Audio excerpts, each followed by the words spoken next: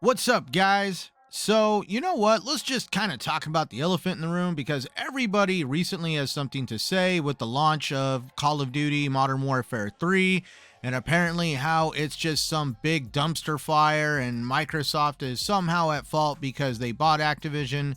I mean, like, literally, people are reaching for the stars, stretching the truth, and digging at everything they can, and they're ignoring a big hard truth, and it's a pill that everybody is having a very big difficulty wanting to swallow, and that is the situation with what's going on over at PlayStation with Bungie.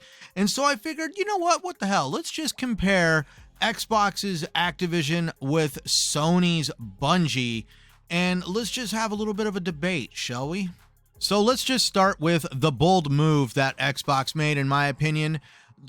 During the Microsoft Xbox buyout of Activision Blizzard, you know, that one thing that happened so quickly, we all found out during those trials, which spilled a lot of tea, a lot of leaks. I mean, there was a plethora of information that we all consumed. And one of the tidbits of information that we found out about, that Microsoft, Xbox, they were all thrown around the hot potato of the room.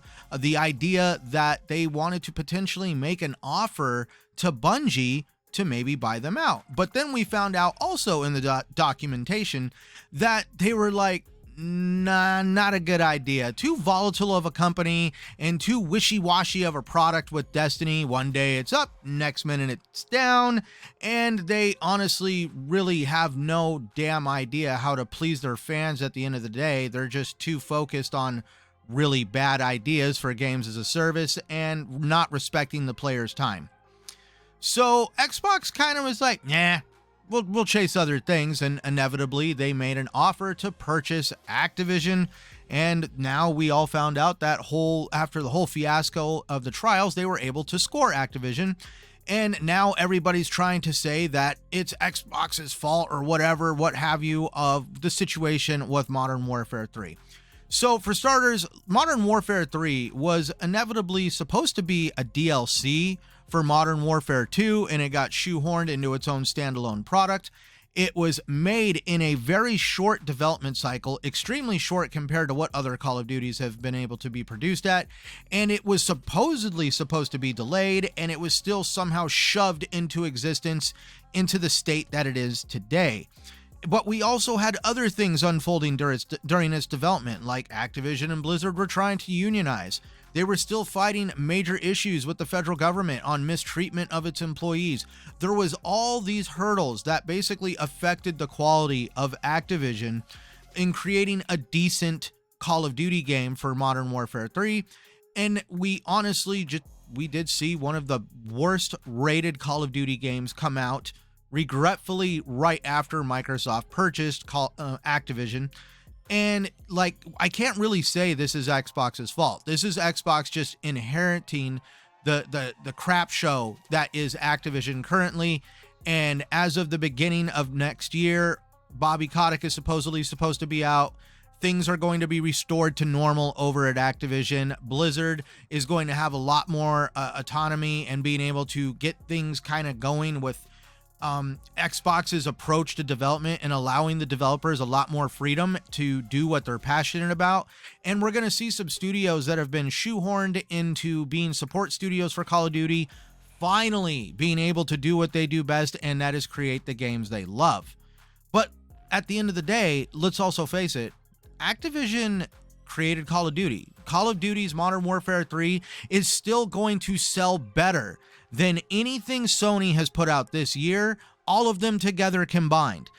Call of Duty prints money at the end of the day. So to say that by some chance Microsoft made a mistake when they passed on Bungie, I mean, come on, that is an absolute joke, because let's look at the fact that Xbox kind of knew what Bungie was capable of. What exactly is Bungie capable of? Well, they're capable of abandoning a viable product and their fan base, Halo, and leaving the fan base in the dust for another project without any care or concern about those who are passionate about their other games. So we can already say from there, they have no problem abandoning something. And now here we are, they have abandoned Destiny 1 very quickly, and they moved on to Destiny 2. They started abandoning content and fans' desire to play that content with the idea of sunsetting stuff. And Bungie, at the end of the day, was a very, very volatile company, and I have to agree with what Microsoft thought in that idea. But for whatever reason, PlayStation saw Xbox purchasing stuff. Sorry about that. I have cats, and they felt necessary to start knocking stuff over, but moving on. So going back to what we were discussing, Bungie was a completely volatile company. And for whatever reason, PlayStation felt that they had to pick up a company of some kind because everybody was talking about Microsoft's purchase of Activision, and maybe they felt compelled that they had to purchase something too. I don't know.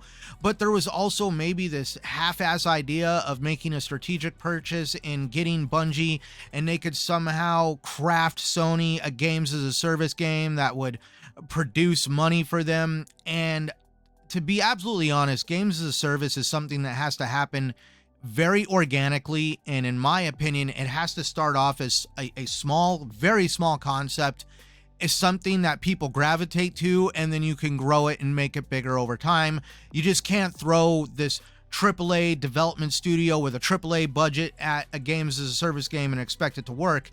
And that's where, again, with Bungie, with they're already potentially looking at delaying the next expansion for Destiny 2, and there's also their new games as a service style game Marathon.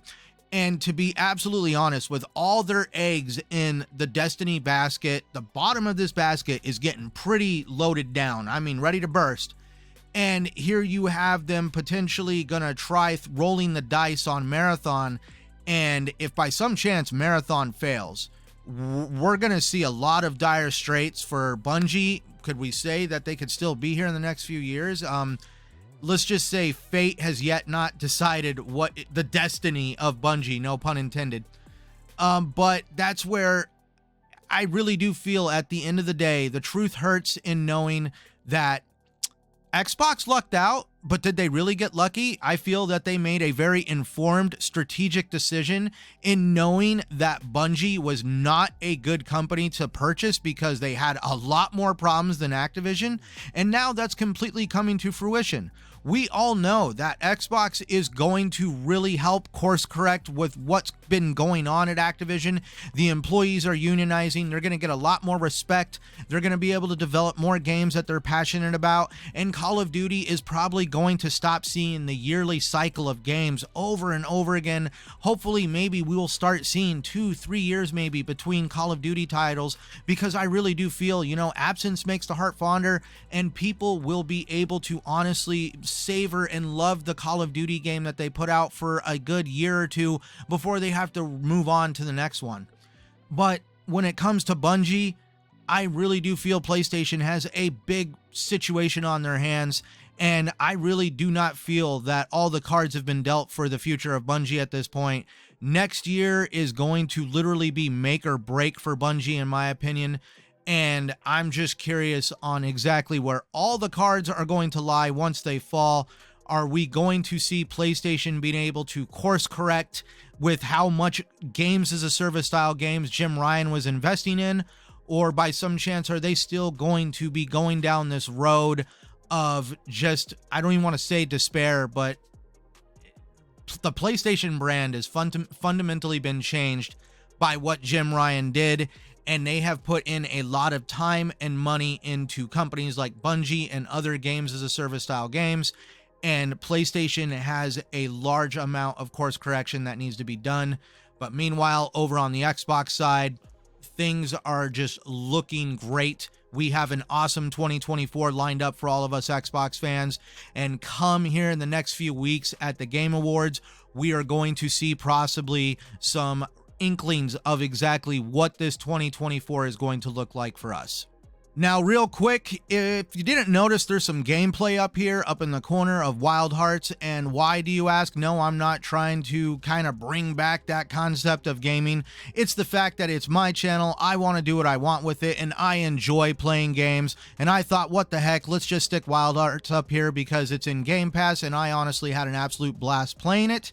And if you had a blast watching today's video, please like, subscribe, comment down below. All that fun stuff that YouTube likes to see helps me out in the algorithm, really helps my channel grow. I appreciate everybody taking the time every single time they come here to watch my content. If you want to watch past content, please check out the end card here on the video. Check out the playlist. Check out my latest video, the one before this one. And as always, I end off with telling everybody every single time, no matter what anybody says, including myself, just go out and play the games you prefer on the platform you prefer. I am Centurion1307, and thank you for watching.